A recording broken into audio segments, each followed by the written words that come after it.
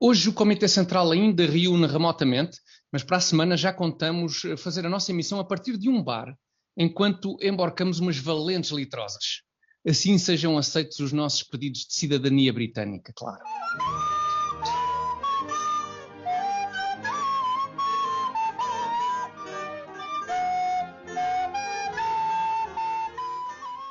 Comitê Central número 22, emissão de 4 de junho de 2021.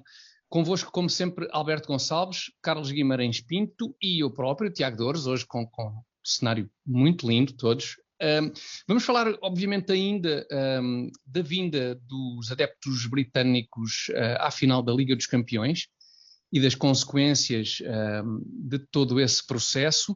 Vamos falar também do facto de Portugal ter sido retirado da lista verde do corredor aéreo para passageiros britânicos.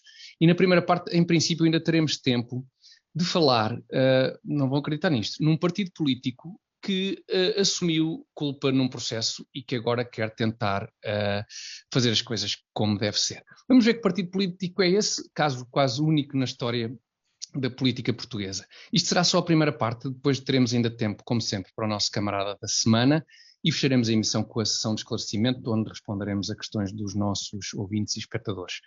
Mas para já vamos começar por falar de mais um grande sucesso organizativo do nosso país, mais uma Liga dos Campeões, a segunda de seguida. Devíamos começar a desconfiar quando ninguém quer estas coisas. Parece que andamos aos caixotes da organização de grandes eventos. Ninguém quer a Liga dos Campeões, não interessa muito a Liga dos Campeões. Talvez seja de desconfiar. É possível que se calhar este verão ainda vamos organizar os Jogos Olímpicos de Tóquio. Cheira-me que ainda vamos ficar também com isso. Carlos e Alberto, as ondas de choque da vinda dos adeptos ingleses a Portugal para assistirem ao jogo Chelsea-Manchester City, o que é que vos apraz dizer sobre isso? Eu acho que hoje vais começar tu, não é, Carlos? Sim, boa noite. Aquilo que o Tiago estava a dizer, acho que tem muita razão, não há um grande mérito nesta altura em receber este tipo de coisas, porque ao que parece foi a própria Inglaterra que não quis receber a final entre dois clubes ingleses, que nas atuais circunstâncias até seria aquilo que seria esperável, não é? Duas equipas inglesas, temos restrições às viagens, portanto o mais natural é não se podendo fazer no sítio originalmente planeado que fosse feito no país das duas equipas, já que aconteceu essa coincidência. Não há, muito provavelmente, grande mérito em termos recebido duas finais seguidas,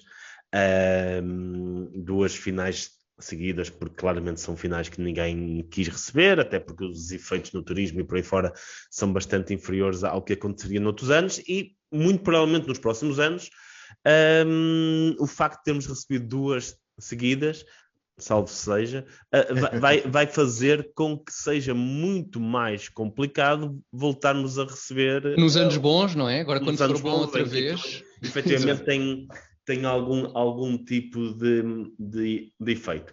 Agora, nós temos de ter em conta uma coisa que é os grupos etários responsáveis por mais de 90% das mortes por Covid no último ano estão com taxas de vacinação próximas dos 100%. A não ser aqueles que negam o efeito das vacinas, que acham que as vacinas não têm grande efeito.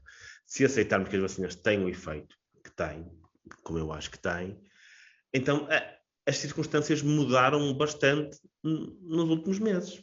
Nós hoje, se temos os grupos de risco protegidos pelas vacinas, termos 1000 contágios hoje não é a mesma coisa que era 1000 contágios há 6 meses em termos de impacto na mortalidade e por aí fora. Portanto, os equilíbrios mudaram bastante nos últimos 6 meses, nomeadamente o risco de morte com Covid. A partir da altura em que temos os grupos de maior risco protegidos, as pessoas mais velhas protegidas, o número de contágios que temos hoje não tem o mesmo significado que teria há 6 meses. Aliás, foi o próprio presidente Marcelo que disse isso, que não é conhecido por ser um negacionista ou alguém bastante agressivo, um libertário em relação às restrições Covid. Portanto, ele próprio disse isso, que atualmente isto não tem o mesmo significado. Nós vimos que a reabertura das escolas, dos restaurantes e mesmo aqueles eventos que saíram fora do controle das autoridades, como os festejos do Sporting, mesmo tendo tido algum efeito nos contágios, não têm tido grande efeito nos casos graves ou nas mortes. Portanto, se calhar entramos numa fase em que, independentemente da dicotomia que as diferentes pessoas têm em termos de valores, segurança versus liberdade, que cada vez mais se inclina para haver menos restrições. Carlos, nesse sentido, desculpa interromper, nesse sentido não é um bocado estranho que os ingleses não tenham querido ter a final em Inglaterra, no sentido em que para mais o Reino Unido, supostamente é dos países onde as taxas de vacinação são mais altas na Europa. Onde estão à frente, certamente.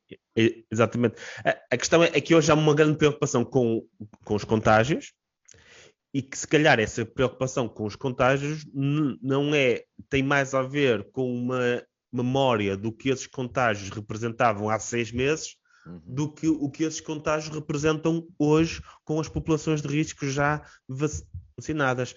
E para mim há essa questão. Depois aqui, e nós tenderemos sempre a criticar o governo português mais do que o governo inglês. Para mim quem agiu mal foi claramente o governo inglês. Não tem qualquer dúvida.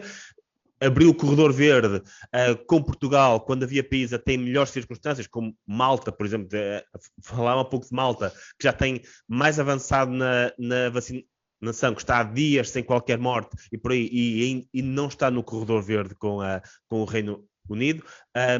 Portugal foi colocado nesse corredor verde, recebeu a final e saiu desse corredor verde. Sabes o que é que parece? Parecemos aquela espécie de McDonald's que recebe festas dos putos.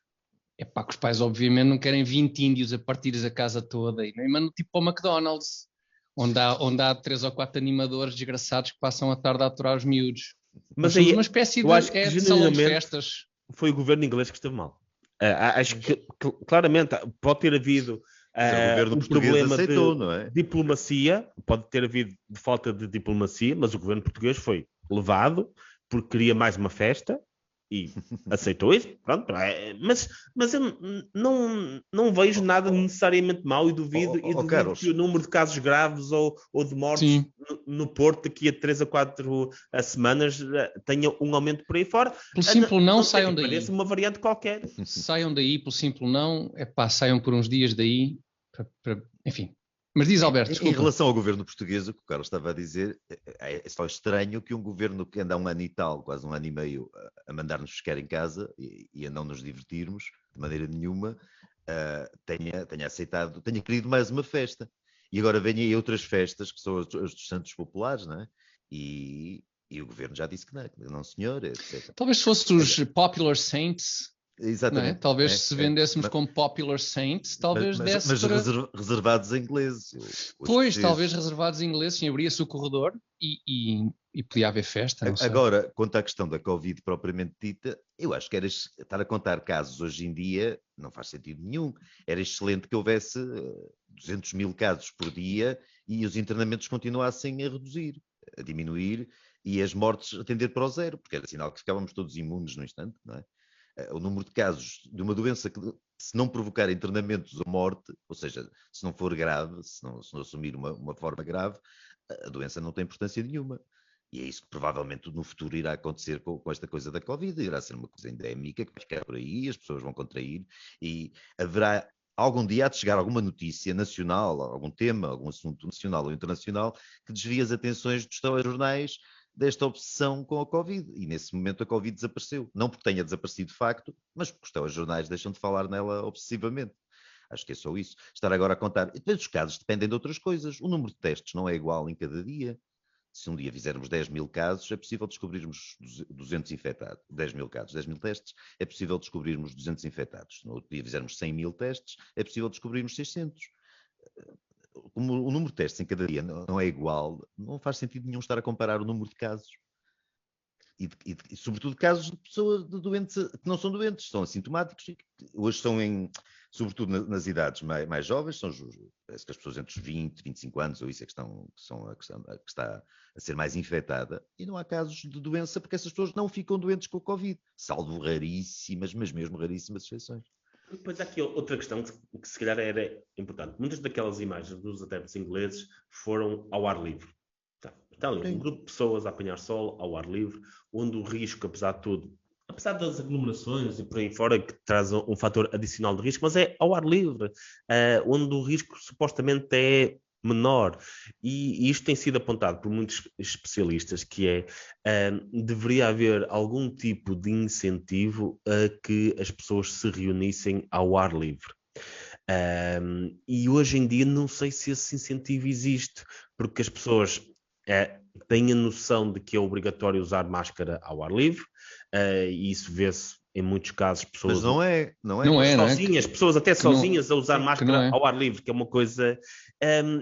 E depois, quando se cria uma inconveniência, nem que seja pela pressão social de usar máscara, mesmo quando se está sozinho ao ar livre, um inconveniente em andar ao ar livre, depois as pessoas tendem a entrar para espaços fechados. Eu posso dar um exemplo. Eu estava aqui perto, à porta do parque infantil? Do restaurante. No parque infantil aí ao pé de ti? Não, mas perto. Ok. Em que estava um grupo de 4 ou 5 pessoas ao ar livre a falar com máscara e disseram a certa altura, ouviu-se, olha, vamos lá para dentro que estamos mais à vontade. Qual era o espírito de estar mais à vontade? Podemos tirar a máscara. Ou seja, as pessoas sentem-se mais à vontade indo para um espaço fechado, sem onde máscara. O perigo de contágio é maior do que estarem cá fora, do que reunirem-se cá fora por pressão social e pelaquela ideia de que é obrigatório, sentem-se na obrigação de usar máscara. Ou seja, há aqui coisas que empurram as pessoas para espaços fechados, onde até o risco de contágio é maior, mas onde ninguém está a ver, portanto estão mais à vontade, quando se calhar o incentivo deveria ser a que as pessoas estejam ao ar livre. Acho que qualquer pessoa... Sim, não é preciso estar à bufatada, como os ingleses. Verão, não é preciso estar a partir esplanadas, não é? É só estar ao ar livre, sossegado. Até se pensou naquela ideia estúpida que é usar máscara na praia. Porquê que vamos criar esse desincentivo às pessoas irem à praia, que é o sítio mais seguro de todos? Normalmente há mais vento, onde há sol, onde há areia, a própria areia. E faz as lavagens, queiras, quer não, faz aquelas lavagens de água salgada, também muito boas, porque acho que o bicho também não aprecia isso. Mas há uma série de desincentivos, Carlos. Mesmo em relação, por exemplo, à vacina, não faz sentido nenhum estar a querer que as pessoas se vacinem, muito bem, acho eu, e ao mesmo tempo não dar a ideia de que a vacina vai proteger as pessoas, porque muitas vezes eles não dizem isso. Já vimos aqueles especialistas, os famosos especialistas, dizerem, atenção, depois de vacinado as pessoas têm que continuar a manter todas as cautelas. Então para que se vacinar? Não, mas atenção, nos Estados Unidos já há um grupo de maluquinhos que usa máscara para se proteger das pessoas vacinadas, porque dizem que a vacina, as pessoas vacinadas depois libertam. Isso já é dar uma volta muito grande. Mas é verdade. Isto vinha na imprensa.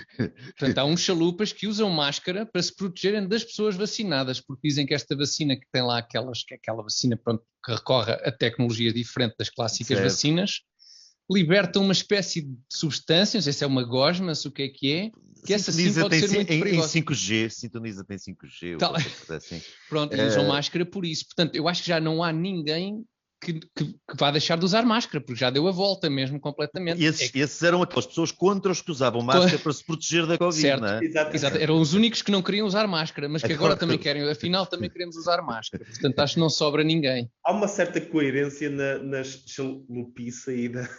Há sim um grupo que... Pois há. Sim, mesmo senhor. que seja incoerente internamente, ou seja, não usavam e agora usam, não sei o quê, mas nas chalupices são ali há uma certa Sim, Há sim, coerência. muita, sim, senhor. Mas citando o Carlos Guimarães Pinto, agora mais a sério, acho que agora as autoridades da saúde, o governo, etc., deviam, em relação à vacina, em relação ao resto, em relação ao facto de já haver muito mais gente imunizada, deviam promover isso como, ou divulgar isso, ou insistir nisso como um fator de estamos a libertar-nos disso. Pois era aqui que queríamos chegar, supostamente, não é? Na maioria dos países em que as coisas estão a avançar, em Israel, nos Estados Unidos, ou na maioria dos Estados Unidos, por exemplo, ou seja, aqueles sítios aqueles lugares que estão mais vacinados, que é mais gente vacinada, é isso que está a acontecer. Está-se a dizer às pessoas, já estamos lá, estamos a chegar lá. Os Estados Unidos já estão a abrir estádios cheios de gente, sem máscara, sem obrigatoriedade nenhuma. Sim, há estados onde isso já é verdade há Texas, muitos meses, não é? No Texas já está. No Texas, na Flórida. 2, 3 meses, sim, na Flórida também. Exato, Houve Carolina do estados Sul, que isso por aí nunca foi nunca insistiram demasiado nisso, ou foi durante pouco tempo, e as coisas funcionam, não houve disparar de casos nenhum, de internamentos nenhuns, e muito menos de mortes, Sim, etc. Pelo contrário. celebrar um bocadinho mais celebrar isto, não é? O efeito que as vacinas têm. Sim, claro. Nesta libertação, porque às vezes eu tenho dito algumas coisas disso nas redes sociais e a resposta que têm sempre, mas e as novas variantes e não sei o que. Mas quer dizer, se não dizemos, se não passamos esta mensagem de esperança, que é as vacinas protegem os grupos de risco e por isso o risco para a sociedade como um todo está significantemente mais baixo. Se não passarmos isto, quer dizer, porque é que estamos a dizer às pessoas para se vacinarem? Tem que haver, temos que dar essa mensagem de esperança em vez de insistir no medo e se aparece uma variante que não é assim. E se aparece... Não, hoje morrer de Covid é muito menos provável do que era há 6 meses, mas muito menos. Carlos, e quando uma doença não evolui para um estádio grave ou não mata, e sobretudo não mata, a doença deixa de ser muito importante, não é? Quer dizer, não vamos andar aqui a contar o facto de uma pessoa estar infectada com um vírus que potencialmente faz muito pouco mal. Eu, por acaso, vejo aqui um potencial para outra coisa. E os últimos tempos têm-me levado a pensar um bocadinho isso, que é aumentou a sensibilidade ao risco tanto na população como nos decisores políticos. E o que é que isto quer dizer? É importante.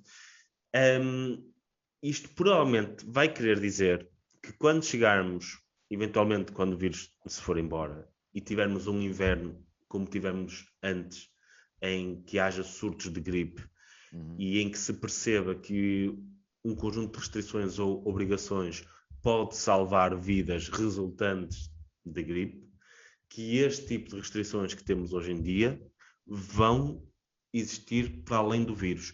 E eu hoje estou convencido que estamos a ir nessa direção por ter aumentado, por um lado, aumentou a sensibilidade ao risco, aumentou a adesão ao discurso de nós podemos restringir liberdades se isso significar poupar um conjunto de vidas com propagação do vírus, que é algo que teria acontecido antes do vírus. Quer dizer, nós tivemos épocas de gripe bastante más, que se nessa altura tivéssemos confinado, tivéssemos tido obrigatoriedade de máscaras e por aí fora, teriam sido salvas verdadeiramente centenas de vidas. Sim.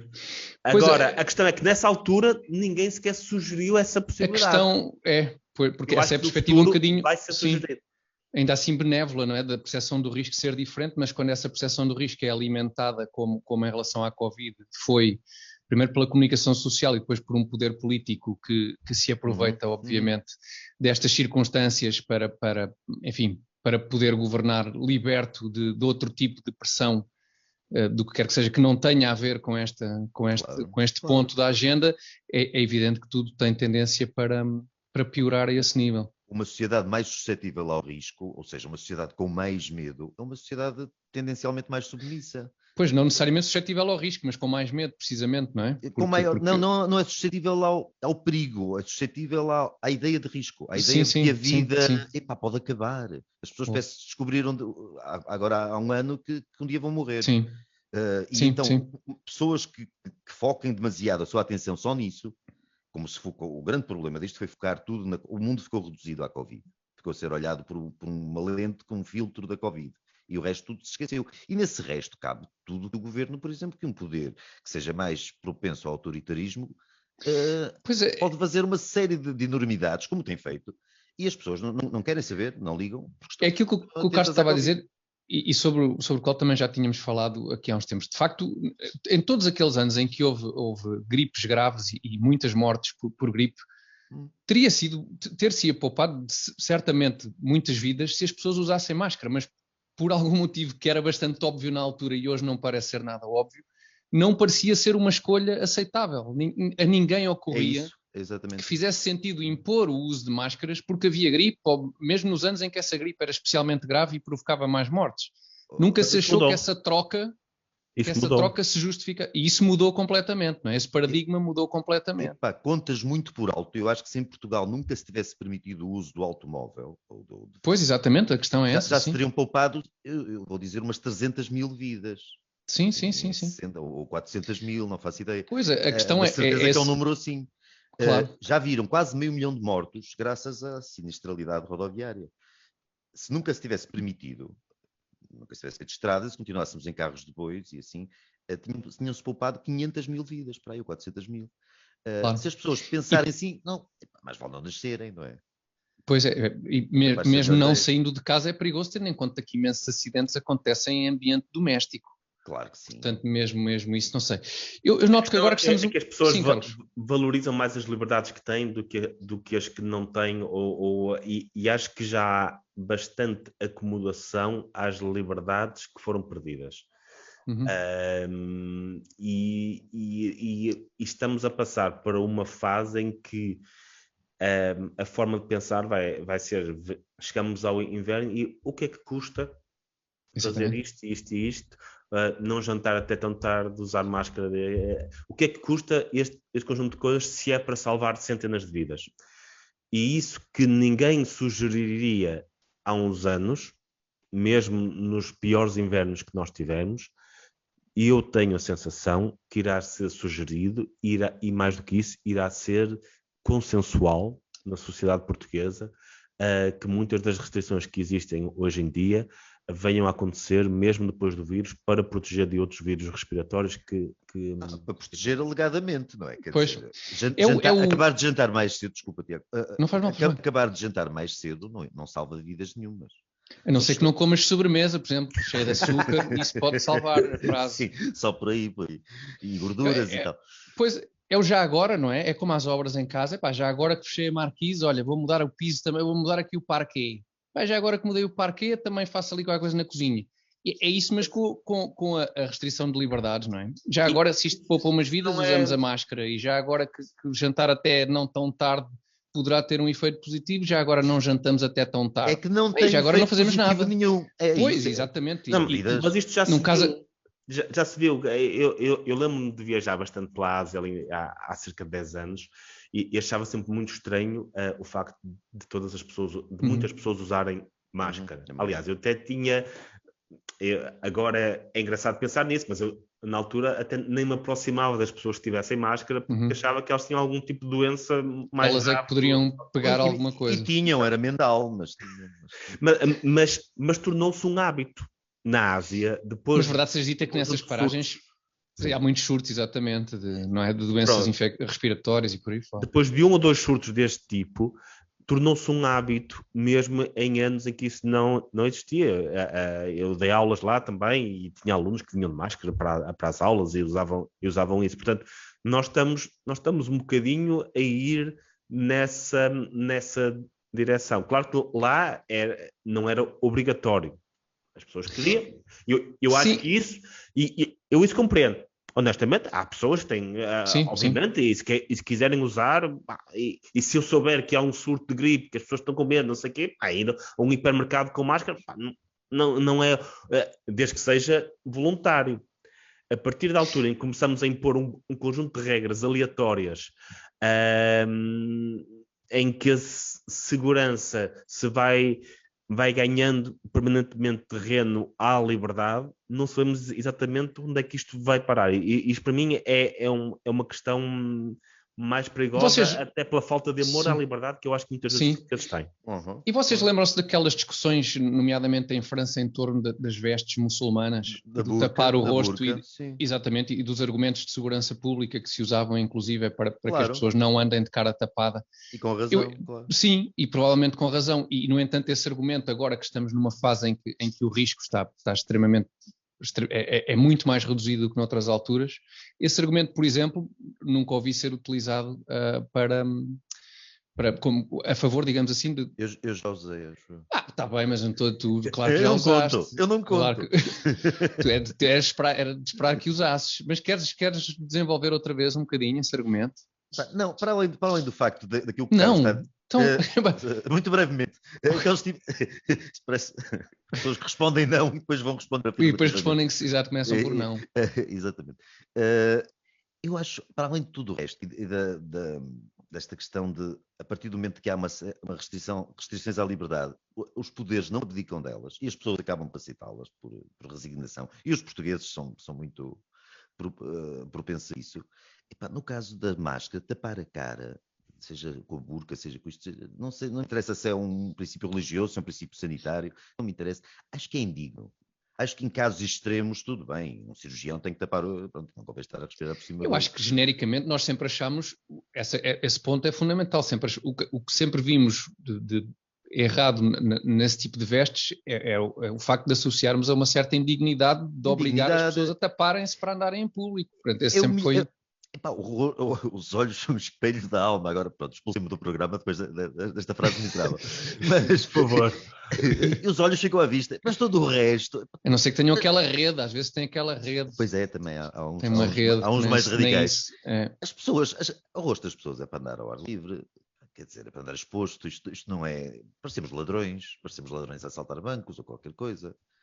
Por acaso, no nosso caso, os bancos é que nos assaltam a nós, normalmente, e tal. É tão raro acontecer ao contrário. Mas não é normal as pessoas andarem de cara tapada. Em situações muito excepcionais, pode-se compreender. Por hábito, não. Isto não faz sentido nenhum. Lá está. Isto é uma conversa que há 2 anos, alguém que ouvisse esta conversa há 2 anos, sim. O que é que estes gajos estão a dizer? Pá? Grotesco, enfim. Mas noto agora que o programa está mais dentro do espírito que eu me habituei a amar.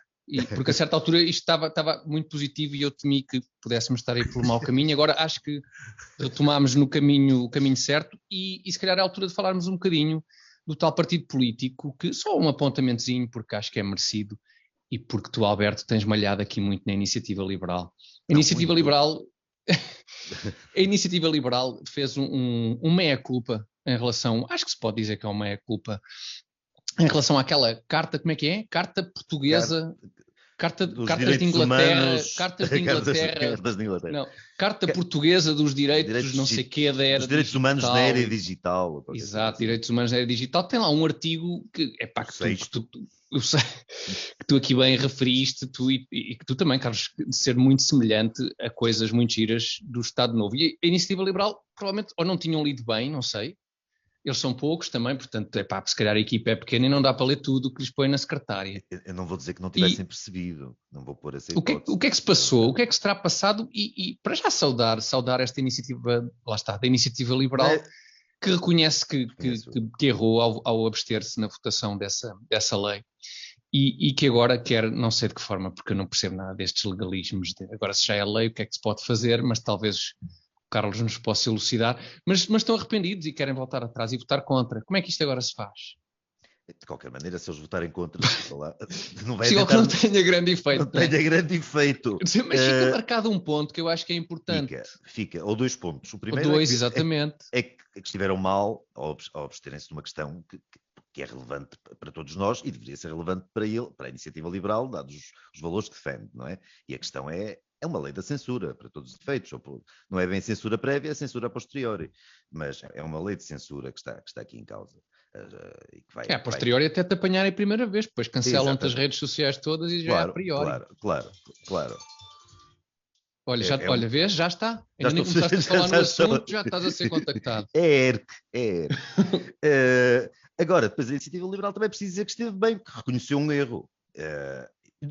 Isto não deveria ser motivo de grande festança. Pois não, mas só em Portugal isto... é tão raro um partido vir a reconhecer claramente que O errou. PC está há 100 anos para reconhecer todo aquele erro, não é? Aquele erro. Pois tinham que estar outros 100 anos a reconhecê-los todos. São muitos erros. No caso da Iniciativa Liberal não são assim tantos, acho que tem tido alguns, este foi um deles, mas corrigiram e acho que isso que vale alguma coisa. Pronto, era o nosso ponto, Carlos, não sei o que é que queres acrescentar. Era só eu vou só dizer aquilo que é público, não é? Que a Iniciativa Liberal votou inicialmente contra, portanto votou 2 vezes contra, e depois houve um conjunto de alterações nessa carta que levou a pensar que havia ali algum tipo de equilíbrio, porque depois havia uns artigos que defendiam a liberdade de expressão e depois aquele artigo 6 é que tinha implícito que pudesse haver alguma... Então, mas quando votou contra já existia esse artigo 6 ou esse artigo 6 veio depois? Sim. Ok. Não, já existia, portanto, votou contra na altura por causa disso e achou mal, tal como foi reconhecido agora, que algumas alterações que foram feitas já justificariam a abstenção nessa altura. Acho que foi muito digno voltar atrás. Pronto. Sim, acho que a única alteração que justificaria era o artigo 7º dizer, esqueçam o artigo 6º, que era muito estúpido, esqueçam, mas passar para o 8º, pronto, esqueçam. Mas é que é quase isso, porque há um outro artigo que basicamente contradiz aquele. Portanto, acho que foi um bocadinho por aí, foi um erro, obviamente, e foi já assumido, que é algo muito raro, e é extremamente raro quando é genuíno, como parece ser o caso. Porque não é raro isto acontecer, quer dizer, o PS assinou um acordo com a Troika e depois rejeitou e combateu durante 4 anos, portanto eles também assumiram o seu erro, nunca disseram que foi um erro, até a certa altura rejeitaram que foram eles que chamaram a Troika. Mas exatamente, pode ser simplesmente um problema de memória, não isso. Tem que ser um erro, pode ser um problema de saúde. E tu estás a fazer pouco, que é desagradável. Peço imensa desculpa, então se for esse o caso do truque do Dr. António Costa, peço imensa desculpa, mas de facto eles também se arrependeram, assinaram aquilo com a Troika quando estavam ali no governo e depois na oposição arrependeram-se. Se calhar o arrependimento não era bem genuíno, se tivessem mantido no governo esse arrependimento não teria acontecido. Este arrependimento acho que é genuíno e é de saudar que sejam capazes. E acaba por ser a Iniciativa Liberal a única a manifestar uma intenção contrária, mesmo que um bocado fora de horas, a este documento, não é? Até porque já veio dizer que aquilo que a Iniciativa Liberal quer é mostrar-se e, portanto, que... Sim, eu acho bem acho ótimo que se mostre, principalmente nestes casos em que se trata da liberdade. Dá um certo jeito, sim.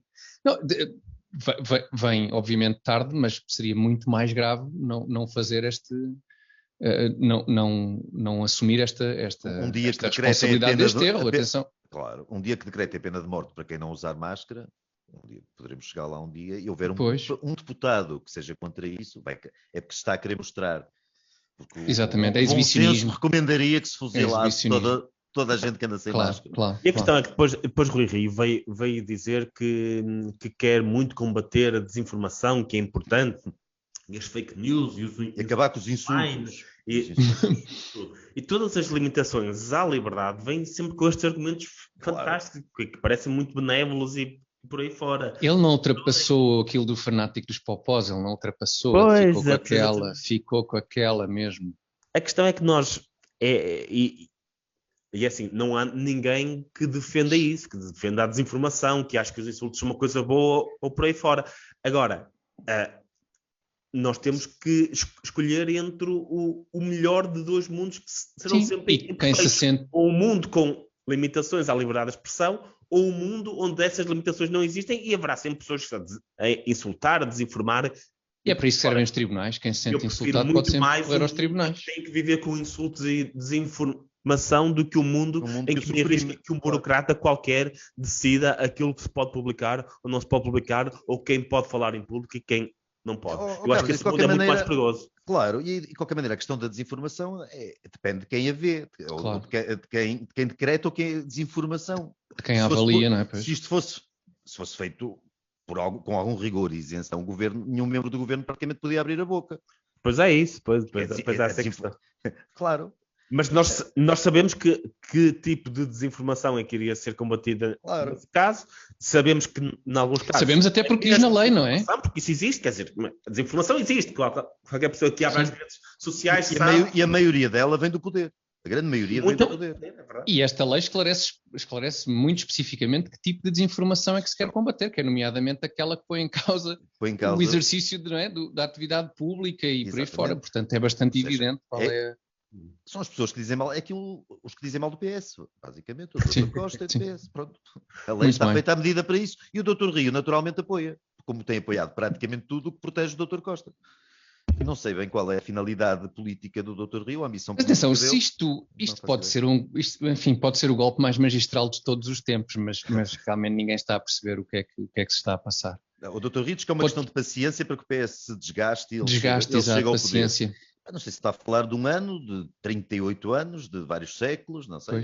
Ele aparenta ter tempo e estar nisto no longo prazo. Ele está nisto no longo prazo. É um corredor de fundo. É um corredor de fundo, exatamente. Não vai cá atrás de lebres. Enfim. E se calhar a primeira parte fica por aqui. Acho que agora sim, no tom certo, podemos despedir-nos até daqui a escassíssimos segundos, porque vamos voltar com o nosso camarada da semana.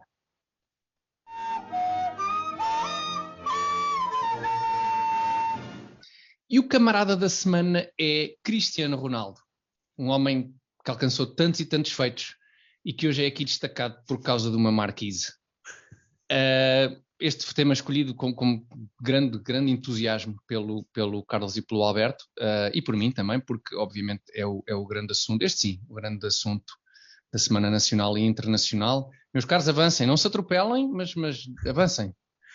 É bom que este é claramente um dos poucos prémios que o Messi não irá ganhar, camarada da semana. Nós vamos garantimos desde já, exatamente. Só o Cristiano Ronaldo é que vai ganhar esse e vai ter lá no currículo que o Messi não ganha. Imagina daqui a uns anos, eles muito equilibrados o currículo, e o pessoal, como é que vai desempata isto? Espera, está aqui este troféu e é isto que, não é?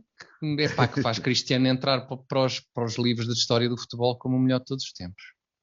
Desculpa, Carlos. É só dar uma nota que toda a gente se chateia muito por uma marquise, que não é bem uma marquise, ele fez ali um ginásio, que eu até acho visualmente apelativo, vou dizer, em relação, a parte mais bonita à Estação do Oriente.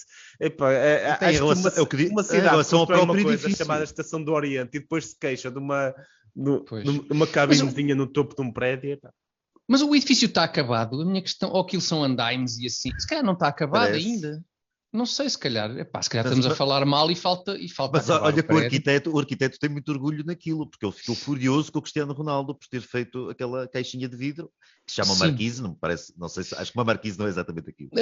Enfim, o Pribrame poderão consultar, tecnicamente enquadra-se de facto numa marquise, porque pode ser qualquer área fechada por uma superfície envidraçada. Eu também não acho que marquise seja o termo mais adequado.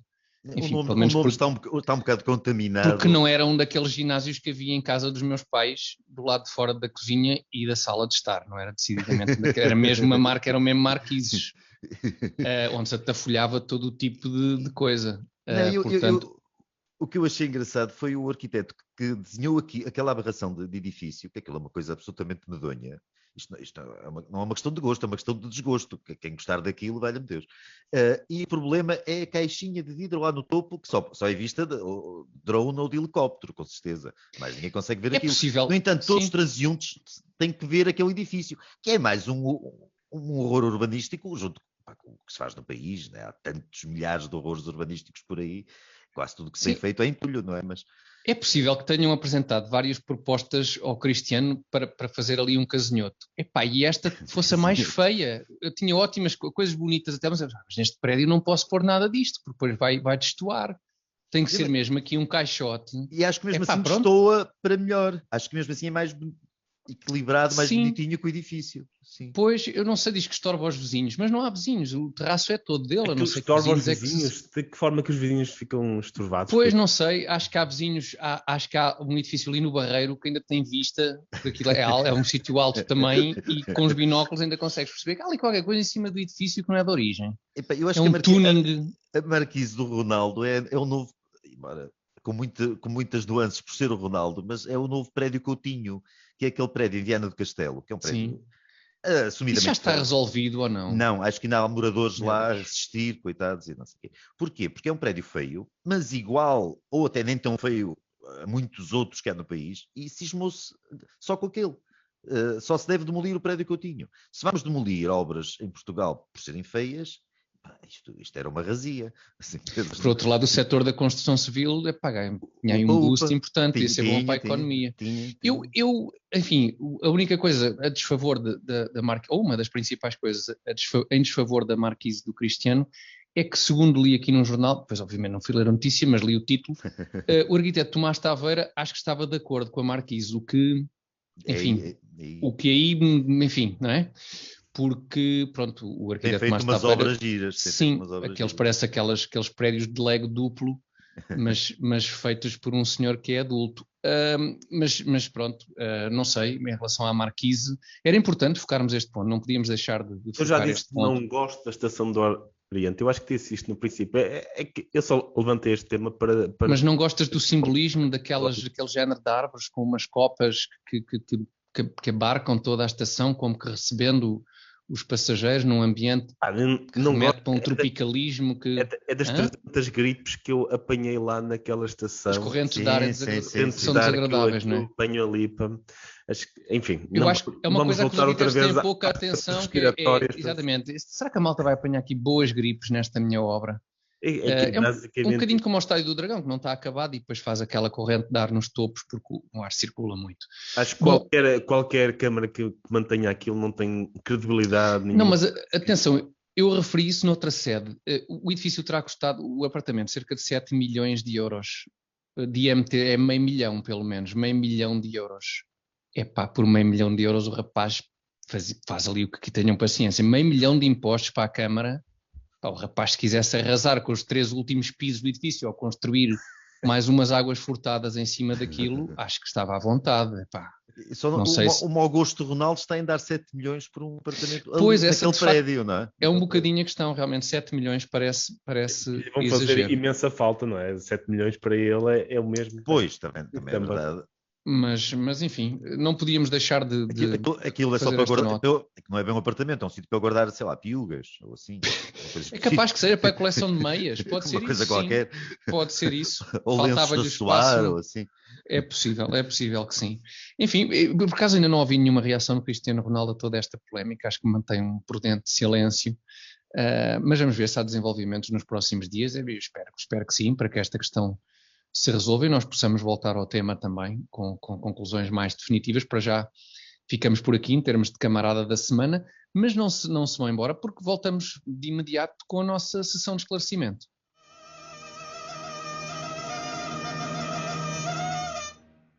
Cá estamos para a sessão de esclarecimento do espaço onde respondemos às questões dos nossos espectadores e ouvintes. Pedimos o favor, encarecidamente, de continuarem a enviar as vossas questões, porque ajudam-nos a crescer. As vossas questões, a verdade é essa. As vossas questões, até indignações, frustrações, partilha, enfim, de sentimentos vários, ajudam-nos a fazer um programa melhor. Alberto, também já deixei aqui o meu lugar comum, o meu clichê da semana. Carlos, faltas só tu. Continuem a enviar-nos as vossas questões para comitecentral21@gmail.com, comitecentral21@gmail.com. A pergunta desta semana é do Nuno Marques, que começa por nos dizer, e parabéns Nuno por isso, que é editor de uma revista da agropecuária, que eu desconhecia, acho que vocês também desconheciam, da revista Ruminantes. Eu assino. A revista Ruminantes, muito específica, Nuno, muito bem, obrigado por ter partilhado esta informação connosco. E o Nuno põe-nos a seguinte questão: quando se deve utilizar uma política de incentivos ou de subsídios? Ou nunca se deveriam utilizar estas ferramentas? Pergunta-nos então o Nuno Marques. Nuno, obrigado pela pergunta. E Carlos, esta vai direitinha para ti, acho eu. Alberto, a não ser que queiras, que tenhas estado a estudar. O Carlos começa. Carlos, subsídios, incentivos... O que é que tens a dizer sobre economicamente? O que é que agora a sério, o que é que sobre este assunto tens a dizer? Economicamente faz sentido, e puramente economicamente, quando existe algum tipo de externalidade positiva, ou seja, quando se... Pronto, palavras complicadas. Externalidade positiva. Quando a produção ou a venda de alguma coisa traz benefícios que vão para além Certo. disso, ou Ok. quer garantir que o país seja capaz de produzir um conjunto de coisas. E isso acontece muitas vezes quando falamos de material militar, por exemplo, quando que há países que querem garantir que têm, mesmo que essa produção não seja lucrativa, que mantém um certo nível de produção alimentar ou de produtos ligados a armamento, que é para garantir que um dia, se não os conseguirem importar, se não tiverem, porque há uma guerra qualquer e não conseguem ter acesso a isso, que existe um mínimo de produção interna para isso começar a acontecer. Claro que quando começamos a ir por este caminho, depois há um conjunto de oportunistas. E conta-se um caso bastante engraçado, não é? Que a certa altura os produtores de redes nos Estados Unidos, de redes de pesca, garantiram um protecionismo à sua produção de redes de pesca, porque justificavam eles, era importantíssimo para a segurança nacional dos Estados Unidos haver capacidade de produção interna de redes de pesca, porque se um dia voltassem a ir para uma guerra que fosse numa selva, poderiam reconfigurar a produção de redes de pesca para redes mosquiteiras que são essenciais para esse tipo de conflito. Era este o argumento. Não, e agora a sério, Isso é uma questão de alimentar bom senso. Isso é genial. É genial. Não só, obviamente, construir redes é uma coisa que se pode fazer de um momento para o outro, porque não é particularmente tecnologicamente sofisticado. Eu queria ver-te a fazer uma rede. Nunca foi às Caxinas. Vê se nunca foi às Caxinas. Não. Mas eu era ali numa zona têxtil, ali em Moriz havia muitas fábricas têxteis, portanto eu sei mais ou menos trabalhar com tear. Agora, olá. Portanto, nem era... Depois de árbitro, desculpa, trabalhador de tiar. Qualquer pessoa sabe, todo respeito para as pessoas que trabalham no tiar. Tive umas tear. aulas no ciclo em que passavam os fios de lã por uns pregos, mas não... Acho que cozeste coisas, eu também cozi coisas. Já quase estás preparado para isso. Mas pronto. Nem é ponto cruz, se calhar até um ponto cruz, Alberto. Acho que sim. É, não é? Desculpa, Carlos. Uma Estamos a falar a sério. Era. Não, é que depois quando se abre o caminho para essas coisas, abre-se para tudo, quer dizer, produzir botas. As botas também são precisas para o exército. E um dia, se nos fecharem o mercado para importar botas, deixamos de ter as botas para dar ao exército. E vamos por aí fora, e qualquer produto justifica subsídios para isso. Mas vou falar particularmente, se me deixarem, sobre a questão dos subsídios à agricultura. A Europa, grande parte do orçamento europeu é para subsídios à agricultura. De longe. Até há pouco tempo era mais de metade do orçamento europeu comparado com tudo o resto. De longe. E depois nós temos esta duplicidade, que é, enquanto subsidiamos os produtores europeus para não termos que importar comida de países subdesenvolvidos, enviamos ajuda para esses países. Ou seja, seria muito melhor para esses países conseguirem ter tecidos produtivos, obviamente baseado naquilo que podem fazer, que é a agricultura, a criação de gado e por aí, para servir os países desenvolvidos, seria muito melhor para eles, porque criariam uma economia própria e autónoma, do que nós estarmos a subsidiar os nossos produtores que produzem de forma menos eficiente, mais cara, ou seja, estamos a subsidiar a produção mais cara, e depois vamos fazer transferências de solidariedade para com os países que poderiam estar a produzir, que poderiam ter economias mais desenvolvidas, se nós tivéssemos optado por lhes comprar as coisas que eles produzem bem. Carlos, isso é impressão minha ou é aquele clássico não lhes dês o peixe, ensina-os a pescar com as redes que nós produzimos e enviamos para eles, depois temos uns subsídios para produzir redes de pesca. Mais uma frase bonita. Mas é que nem isso, mas é que nem chegamos a isso. Nós subsidiamos o nosso peixe, por acaso o peixe não, mas pronto. Nós subsidiamos nesse exemplo, nessa metáfora, nós subsidiamos quando temos peixe que eles poderiam estar a produzir para nos vender, nós dizemos não produzam, porque nós vamos subsidiar internamente e depois damos-vos alguns peixes que nós produzimos aqui. Ou seja, destruímos que são piores peixes normalmente e tudo. Destruímos o tecido produtivo desses países e depois vamos lá com ajudas externas. No caso da agropecuária, eu não sei muito bem. Não estou a par do que é que se mas passa. Alberto, tem que ser porque para já o nosso espectador edita a revista Ruminantes e pronto, e o Carlos quer focar este debate na questão da agropecuária. Presumo que, se ele faz a pergunta, é porque há subsídios. Ele deve estar a par dessas Deve haver subsídios, e então, num caso de guerra, já temos o entrecosto e as bifanas mais ou menos assegurados. Bem bom. O que é fantástico. Pronto, podia ser pior. Mas de resto não faço a mínima ideia o que é que se passa na área da agropecuária. Não sei, e nos subsídios em geral? Não estudaste? Não te preparas, mas tu não te preparas para este programa? Estamos nós aqui para... Eu já não leio Ruminantes, vai para uns meses. Tu tens de pôr a par, do que se passa no mundo da ruminação. É verdade que sim. Não és subscritor, pá. Sou, mas ainda está dentro do plástico, os últimos números.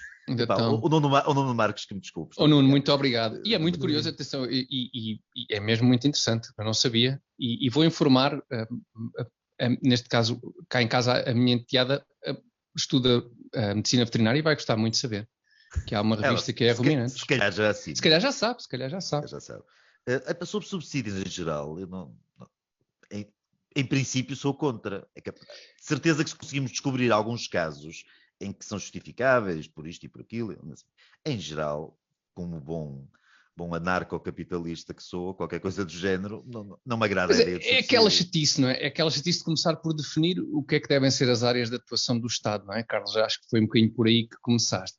Porque, pronto, isto são sempre terceiros a usar o nosso dinheiro em coisas que eles o Estado definem como sendo, na minha opinião, eventualmente importantes e qualquer área de atuação do Estado faz asneira, não é? O Estado, em podendo, faz asneira.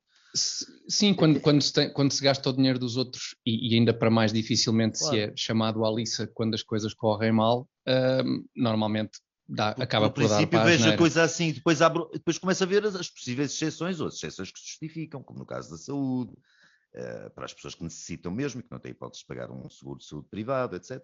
Vou ver os casos ponto a ponto. Como poderia ser para a questão da educação, eventualmente, com uma solução em que... Não vamos tão longe, eu sou um bocado... Seriam os únicos dois casos, eventualmente, em que Carlos, o que é que... Não? Para promover que a escolha de escolas e por aí fora, enfim, que poderia eventualmente ser um sistema alternativo àquele que temos. Sim. Saúde e educação, Carlos, dizes tu? Sim, aí não tenho qualquer dúvida. Na saúde não tenho, na educação das crianças, acho que é algo essencial até para garantir alguma mobilidade social e o direito das crianças, obviamente, acho que aí nem tem grandes dúvidas. Depois ensinam às crianças aqueles valores da Greta e aquelas coisas. Não, pois lá está. É um perigo. Mas por aí a doutrinação é um perigo. Não, mas esse perigo é maior quando não escolhes onde é que pões os putos a estudar, não é? Se tiveres um cheque e os puderes pôr e os quiseres e os puderes pôr onde quiseres, numa escola em que a pequena Greta não seja considerada exatamente, uma onde não haja... Exatamente. Bom, e conseguimos falar bastante de subsídios sem nunca mencionar a TAP, o que acaba por ser lamentável. Carlos não estava à espera disto, mas tudo bem, acho que... Não faltaram oportunidades. Sim, infelizmente não faltaram oportunidades e nas semanas anteriores já o fizemos abundantemente. E hoje, se calhar, ficamos por aqui, nesse caso, lembrando aos nossos ouvintes e espectadores que este programa estreia todas as sextas-feiras às 21 horas no canal de Facebook A Cor do Dinheiro. Podem também seguir-nos no nosso próprio Facebook do Comitê Central e depois em todas as plataformas de podcast, Apple Podcast, Google Podcast, Spotify, em todos estes sítios onde der para pontuar este conteúdo com o máximo de pontuação que for possível e até depois com elogios mesmo escritos e tudo, façam isso, por favor. E pronto, e aquelas, os fixes e assim, não percebo muito disto das redes sociais, mas acho que tem a ver com isso. Tu em emojis, não. Essas coisas, não é o teu forte. Já não vou lá, já assumi que já não vou lá, não quer saber, azar. Isto vai passar, isto é só uma moda. E despedimos-nos aqui com votos de uma boa semana e até lá. Tudo bom, obrigado. Muito obrigado. Deus, obrigado.